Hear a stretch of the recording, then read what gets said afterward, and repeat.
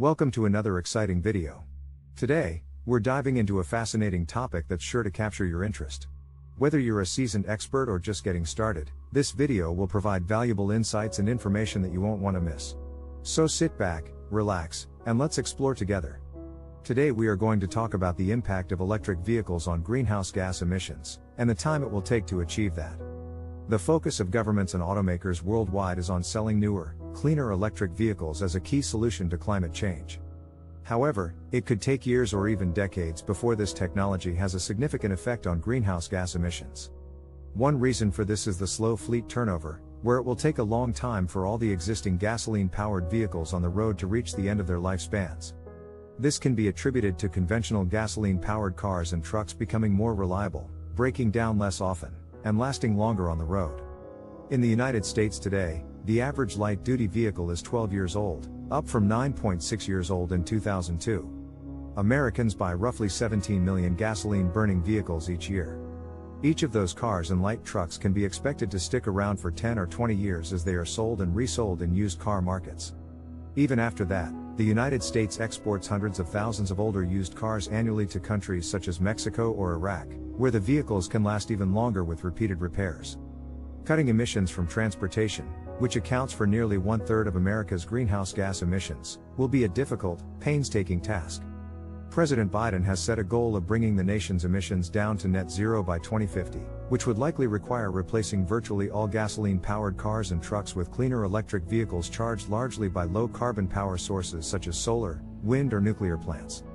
If automakers manage to stop selling new gasoline-powered vehicles altogether by around 2035, to account for the lag in turnover, that target might be attainable. Both California and General Motors have announced that they aim to sell only zero-emissions new cars and trucks by that date. But those goals have not yet been universally adopted. In order for almost all cars on the road to be electric by 2050, new plug-in sales would need to quickly ramp up to 100% in the next 15 years. However, some economic research suggests that if automakers like GM phased out sales of new internal combustion engines, it's possible that older gasoline-powered cars might persist for even longer on the roads, as consumers who are unable to afford newer, pricier electric cars instead turn to cheaper used models and drive them more. Policymakers may need to consider additional strategies to clean up transportation, such as policies to buy back and scrap older, less efficient cars already in use. It could also include strategies to reduce Americans' dependence on car travel, such as expanding public transit or encouraging biking and walking so that existing vehicles are driven less often. There's an enormous amount of inertia in the system to overcome, and it will be a difficult, painstaking task to achieve the target set by President Biden. However, with the right policies and actions, it is not an impossible goal to attain. While the push for electric vehicles is an important step towards reducing greenhouse gas emissions, it may take decades before the majority of vehicles on the road are electric.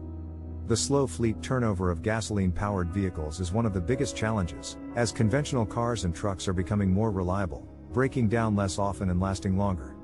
In order to speed up the rate of turnover and achieve President Biden's goal of net zero emissions by 2050, policymakers may need to consider additional strategies such as electrifying ride-sharing programs, buying back and scrapping older, less efficient cars, and expanding public transit. I hope you found it informative and enjoyable. If you liked what you saw, please give it a thumbs up and consider subscribing to our channel for more great content. And don't forget to hit the play button again to watch the video one more time. Thank you for your support and we'll see you in the next one.